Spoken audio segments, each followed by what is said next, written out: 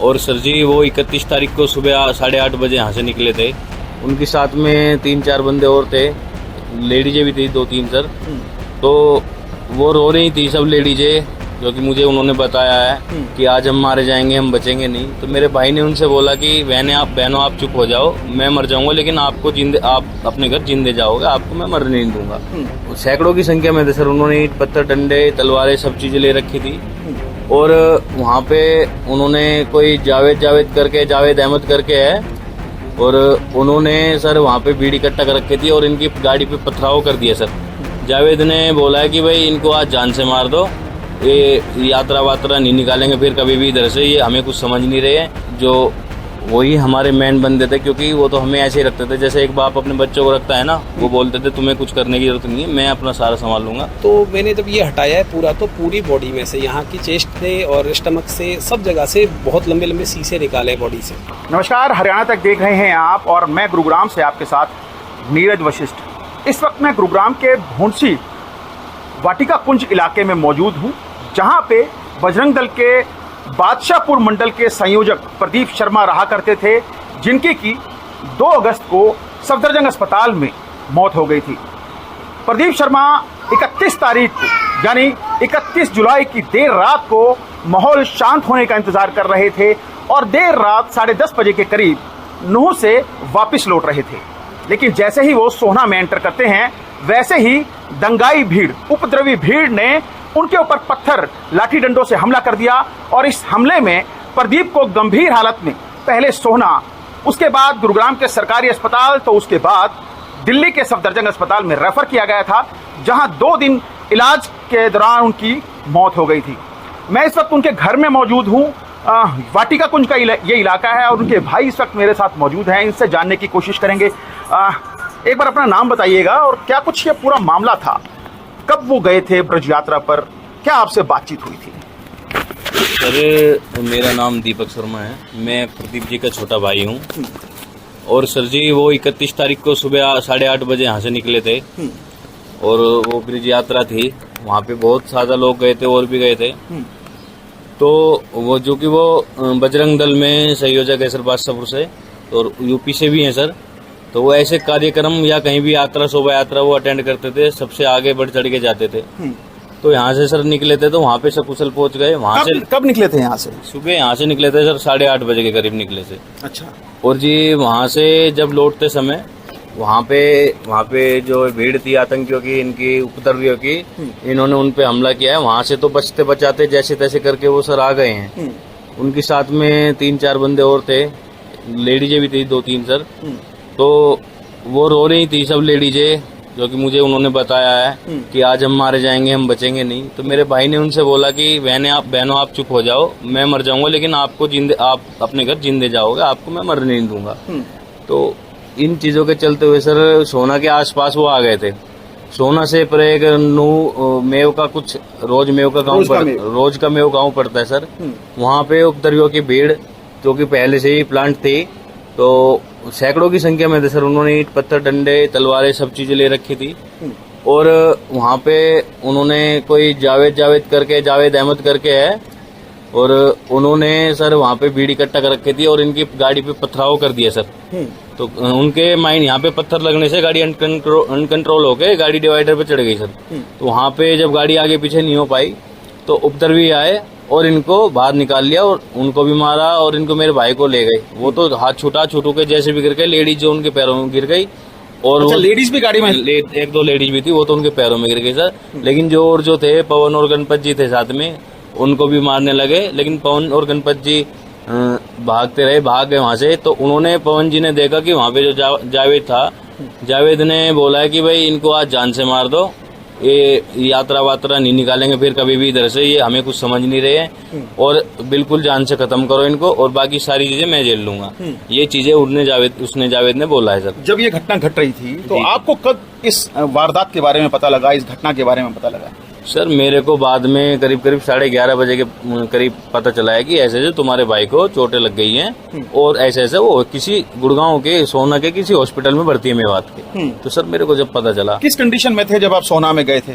Sir सोना में मेरे को वो नहीं मिले। हम वहाँ से सोना में पता चला कि सर मैंने अपने भाई को ढूंढा, दरअसल मिले नहीं, वो अज्ञात में एक तरह से लावारिस की तरह थे, वो लावारिस में भर्ती हो रहे थे जहाँ भी, तो हमने फोटो दिखा के उनको ढूंढा। वहां से सेक्टर 10A में सोना से कर दिया था रेफर उनको। तो वहां पे जब हम सेक्टर 10A में गए, वहां पे हमने देखा जाके, तो मेरे भाई की बहुत ज्यादा बुरी हालत थी। वो डेड तो वहीं पे हो चुके थे, लेकिन उनकी ब्रीथिंग जो ये धड़कन चल रही थी सर, तो वहां से उनको रेफर सफदरजंग में कर दिया था, और वहां पे उनकी सर 1 तारीख को उनकी डेथ हो गई थी सर। अच्छा, कहाँ के रहने वाले हैं आप? यहाँ कब गुड़गांव में शिफ्ट हुए थे? सर जी हम बागपत के रहने वाले हैं, बागपत उत्तर प्रदेश। गांव हमारा पांची लगता है सर, और हम करीब यहाँ सर सन 2007 या 8 में आ गए थे सर, बहुत छोटे थे। तो प्रदीप जी बजरंग दल के संयोजक बताए जाते हैं, जी। बादशाहपुर मंडल के। कब बजरंग दल के साथ जुड़े थे? करीब सर हो गया 2-3 साल हो गए इसको। यहाँ से भी और यूपी बागपत से भी जुड़े थे वो संगठन में, तो वो मतलब एक्टिव थे, पूरे अपने काम के लिए पूरे एक्टिव थे वो। परिवार में कौन कौन है? क्या शादीशुदा हैं प्रदीप? प्रदीप सर शादीशुदा हैं, लेकिन उनके कोई बच्चे नहीं है सर। और परिवार में मेरे बुजुर्ग माँ बाप हैं, तो की बहुत बुरी हालत में है सर, आज मरने की कगार पे जा रहे हैं मेरे माँ बाप। मेरे पिताजी जो हैं हार्ट अटैक के मरीज हैं, और मेरी माताजी जो हैं बिल्कुल कानों से उनको सुनाई नहीं देता, आंखों से दिखाई नहीं देता है। और जो वही हमारे मेन बंदे थे, क्योंकि वो तो हमें ऐसे ही रखते थे जैसे एक बाप अपने बच्चों को रखता है ना, वो बोलते थे तुम्हें कुछ करने की जरूरत नहीं है, मैं अपना सारा संभाल लूंगा, और वही सब कुछ देखते थे सर। क्या काम करते थे वो? सर उनकी एक शॉप थी, बर्तनों की छोटी मोटी शॉप थी, वो बर्तन वगैरह की शॉप थी उनकी, स्टील की। वाइफ क्या करती हैं उनके? House wife? हाउस वाइफ कुछ नहीं सर, घरेलू है, मतलब हाउस वाइफ ही है। अब क्या चाहते हैं आप? किसके नाम आपने FIR दर्ज कराई है? ये सर FIR तो उन्होंने ही दर्ज कराई है, जो उनके साथ में बंदे थे। मैं ये चाहता हूँ सर, जो इसमें दोषी है उसे सख्त से सख्त कार्रवाई हो उस पर, उसे कम से कम सर, जो आज हमारा हाल है उसको सर मौत की सजा हो, फांसी की सजा हो, इससे नीचे सर कुछ ना हो। अच्छा, इस ब्रज यात्रा से पहले ना सोशल मीडिया पे बहुत कुछ चल रहा था, यात्रा को लेकर चैलेंज चल रहे थे, एक दूसरे को लोग चैलेंज कर रहे थे जी। तो क्या लगता है कि प्रदीप जी को ये पता था सोशल मीडिया पर जो जहर घोला जा रहा है दोनों समुदायों के द्वारा? क्या पता था? क्या आपने देखा था कि सोशल मीडिया पर, फेसबुक पे किस तरह से एक दूसरे को लोग कह रहे थे, चैलेंज कर रहे थे कि आप मेवात में आके दिखाइए? दूसरी तरफ से ये कहा जा रहा था कि हम मेवात में जरूर आएंगे। सर देखो, मेरे को अब पता चली है, क्योंकि मैं सोशल मीडिया नहीं चलाता हूँ बिल्कुल भी, तो मेरे को जो अब पता चली है कि उनको भड़काया गया है, ये है वो है। सर मैं मानता हूँ उनको भड़काया गया है। क्या आप मेरे को भड़काओगे तो मैं किसी को भी मार दूंगा? आप मेरे को बोलोगे चल इसको हाथ लगा के दिखा, तो मैं इसको मार दूंगा? सर उनकी वो बिल्कुल प्री प्लानिंग थी। आप ये देखो ना सर, डंफरों से पत्थर आए हुए थे, डंफरों से। और मेरे को तो सर यहाँ तक की भी पता चली है, उन्होंने JCB से गड्ढा खोदा है, मारा है और उसको दाब दिया। ये 6 मौतें दिखा रहे हैं सर। आप बताओ, 150-200 तो गाड़ियां जला दी हैं। जो गाड़ियां जली हैं सर, तो क्या उसमें इंसान नहीं होंगे? आप बताओ सर। तो ये सब आंकड़ा छुपाया जा रहा है। हमारे साथ एक और शख्स मौजूद हैं जो कि इनके पड़ोसी हैं, और प्रदीप उनके साथ काफी सामाजिक कार्यों में जुड़े रहे हैं। एक बार अपना नाम बताइए आप। सर मेरा नाम डॉक्टर सुग्रीव मीणा है, और हम लोगों ने काफ़ी जितने भी सोशल वेलफेयर्स करते हैं, तो उन सोशल वेलफेयर्स में वो हमेशा एक्टिव सदस्य रहा है। कैसा बिहेवियर था, कैसा व्यवहार था उनका? बिहेवियर की अगर बात करें तो देखो, हम किसी धर्म के लिए तो इस तरह के कोई इंडिविजुअल किसी के लिए काम नहीं करते, हम तो एक इंसानियत के लिए नाते काम करते हैं सबके साथ। बहुत अच्छा बिहेवियर था, सारे काम में सब चीज में एक्टिव रहा करता था। जहाँ भी हमें कहीं भी जरूरत होती थी आगे खड़ा मिलता था, समाज के कार्य के लिए वो कभी भी पीछे नहीं रहा। अच्छा, कैसी कंडीशन थी जब आप हॉस्पिटल में गए थे, गुड़गांव के सरकारी अस्पताल में, जब वो CT स्कैन हो रहा था उनका, तो कैसी कंडीशन थी? क्या बात करने की स्थिति में थे? आपको कुछ बताया कि मेरे ऊपर किन लोगों ने हमला किया? जावेद खान का नाम आ रहा है, जो आम आदमी पार्टी के नेता है। सर बोलने की हालत में तो बिल्कुल भी नहीं थे, लेकिन हालत की अगर मैं बात करूं कि किस तरीके की थी, तो मैं इतना जानता हूं, अगर कोई मेडिकल प्रैक्टिशनर नहीं हो तो उनको टच भी करना आसान नहीं था।